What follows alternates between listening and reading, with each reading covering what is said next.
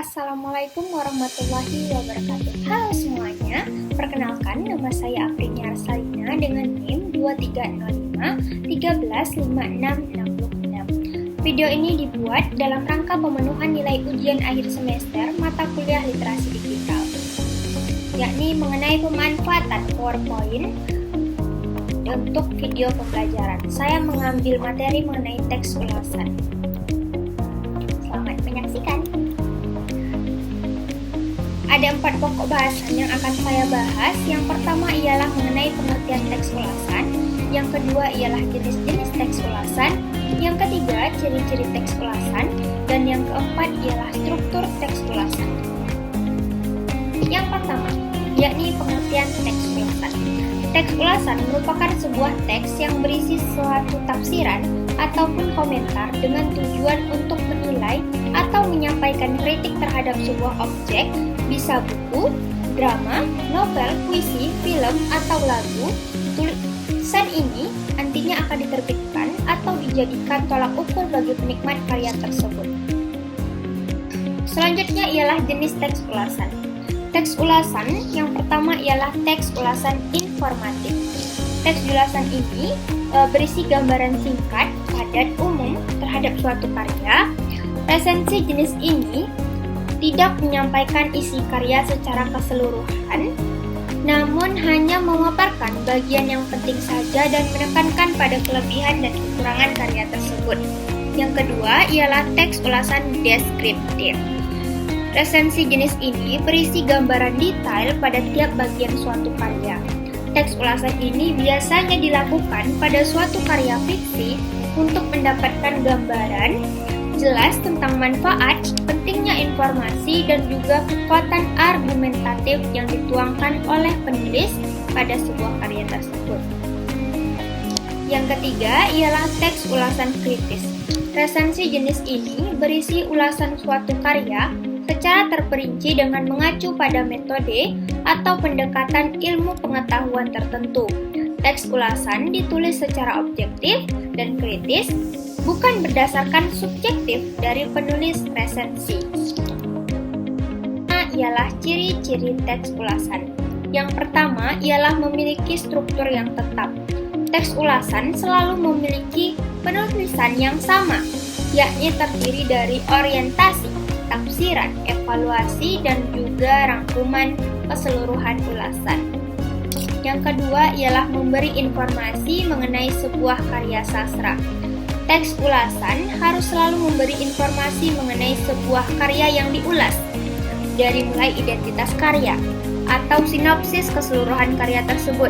Biasanya informasi yang dikeluarkan oleh pengulas didasarkan dari sudut pandang subjektif yang tetap memuat fakta-fakta yang ada dalam karya atau produk tersebut.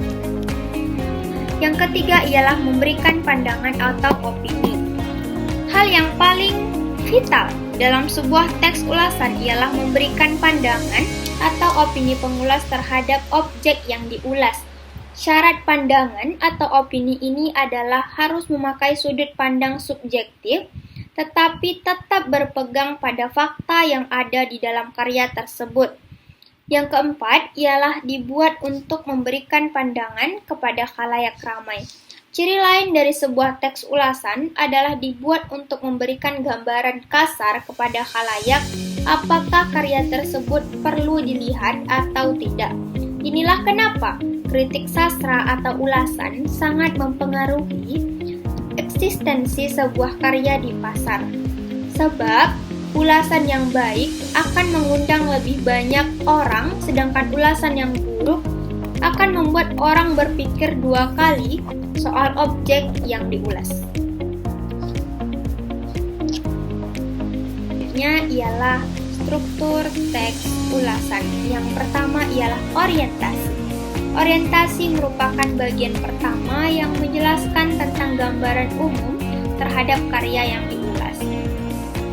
Yang kedua ialah tafsiran. Tafsiran merupakan bagian yang berisi penjelasan detail mengenai sebuah karya yang diulas. Dilanjutkan dengan evaluasi, merupakan yang berisi bagian dari pengulas mengenai hasil karya tersebut apakah kelebihannya ataupun apakah kekurangannya. Yang terakhir ialah rangkuman. Rangkuman merupakan bagian yang berisi kesimpulan dari ulasan tersebut. Bagian ini juga memuat komentar penulis apakah hasil karya tersebut berkualitas atau tidak untuk ditonton atau dibaca. Nah, di sini saya mengambil contoh teks ulasan, yakni novel Surat Kecil untuk Tuhan yang ditulis oleh Agnes D. Manor, yang diterbitkan oleh Inandra Publisher dengan jumlah halaman 232 halaman, terbit pada tahun 2008. Pesan yang terdapat pada novel Surat Kecil untuk Tuhan, yang pertama ialah selalu berserah diri atau tawakal terhadap ketentuan yang telah Tuhan tentukan atas diri manusia. Yang kedua ialah selalu memanjatkan doa untuk memohon segala sesuatu yang dibutuhkan dan yang diinginkan ataupun hanya untuk menenangkan diri segala kesusahan. Ulasan yang saya peroleh dari novel ini ialah berserah merupakan istilah lain dari tawakal, yang artinya bersandar, berserah diri kepada Tuhan setelah melakukan usaha secara maksimal merupakan arti dari tawakal. Seseorang yang berusaha secara maksimal dalam menghadapi suatu keadaan. Setelah itu dia menerima dengan ikhlas dan berserah diri kepada Tuhan atas apa yang dia dapatkan. Orang seperti itu disebut bertawakal, maka itu termasuk ke dalam orang yang berakhlak mulia. Berserah diri merupakan salah satu bentuk iman kepada Tuhan.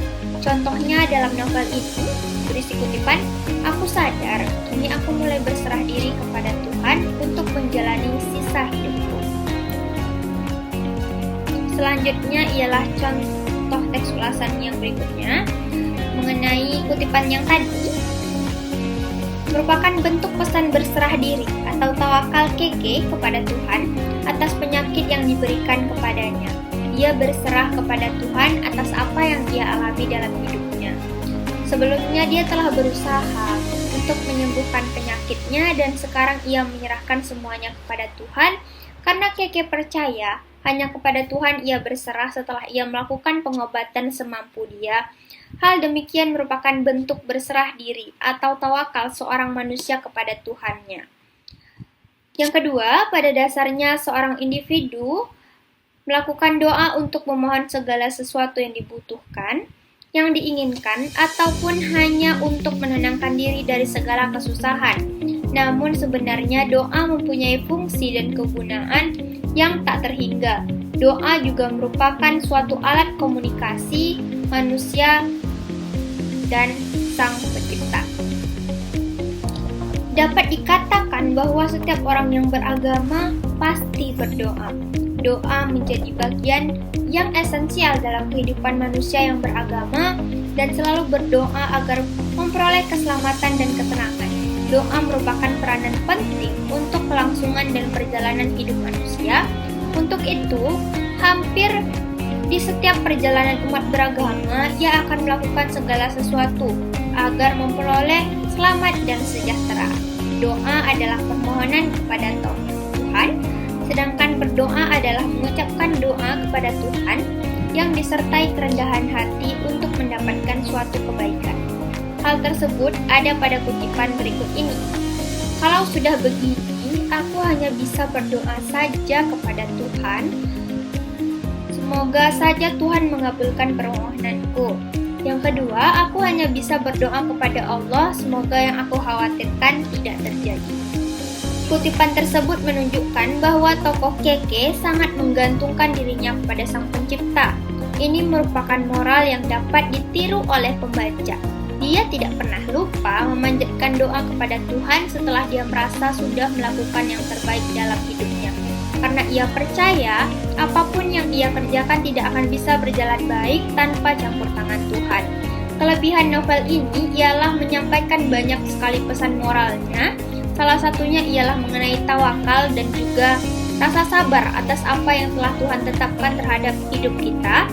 Sedangkan kekurangan pada novel ini ialah terdapat kata-kata kiasan yang sulit dicerna oleh beberapa orang atau khalayak umum. Selebihnya, novel ini sangat baik dan pantas untuk dibaca, terlebih oleh remaja-remaja masa kini untuk menambah pengetahuan moral.